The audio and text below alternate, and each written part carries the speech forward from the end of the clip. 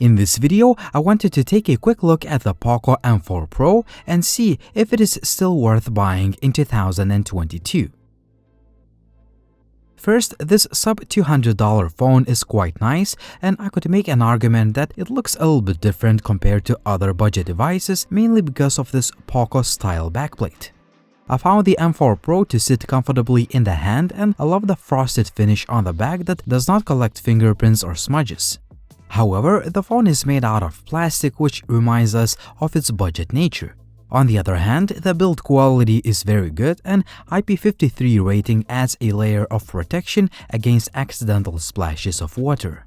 The M4 Pro is not a lightweight device though, because it houses a 5000 mAh battery. On average, you should be able to get from 8 to 10 hours of screen on time. I was able to get over 10 hours of SOT with the display brightness set to about 80 or 90%. A full charge with a supplied 33 watts fast charger takes 1 hour and 7 minutes.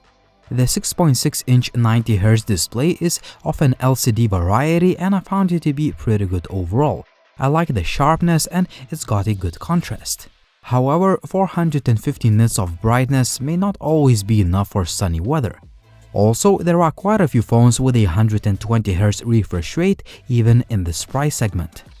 Just like many budget phones these days, the M4 Pro brings quite a few extras like a 3.5mm headphone jack, a pair of decent sounding speakers, a fast and reliable side-mounted fingerprint reader, a micro SD card slot, NFC, IR blaster, FM radio, and, as the name of the device implies, a dual 5G connectivity. MediaTek Dimensity 810 5G chipset is at the core of this device, and you can go up to 6GB of RAM and up to 128GB of storage. In this video, I used the highest configuration model. While this phone was not designed for hardcore gamers, I found gaming performance to be pretty good in the titles like Call of Duty, PUBG, and Asphalt 9. Just like all Xiaomi phones, the Poco M4 Pro runs on the MIUI. At the time of this video, we have a 12.5 version that is based on Android 11. I found day-to-day performance to be pretty good as the phone is smooth most of the time. The 90Hz refresh rate of the screen gives you more smoothness, but I wish this device had a 120Hz refresh rate for even better experience. It is worth mentioning that the M4 Pro has a pretty good X-axis linear motor that provides subtle haptic feedback. Overall, the performance of this device is pretty good. The phone has a 50 megapixels wide and an 8 megapixels ultra-wide camera system. There are neither macro nor depth sensors, which some other budget devices have, so that's a drawback of the M4 Pro. On the front, there is a 16 megapixel shooter. In good light, both the wide angle and the main shooter produce pretty nice looking pictures. Naturally, the main camera takes images that have more detail, and a dedicated 50 megapixels mode gives a ton of resolution for cropping. There is also a 2x zoom mode, but it is digital, so the results speak for themselves. Night mode is available only on the main lens.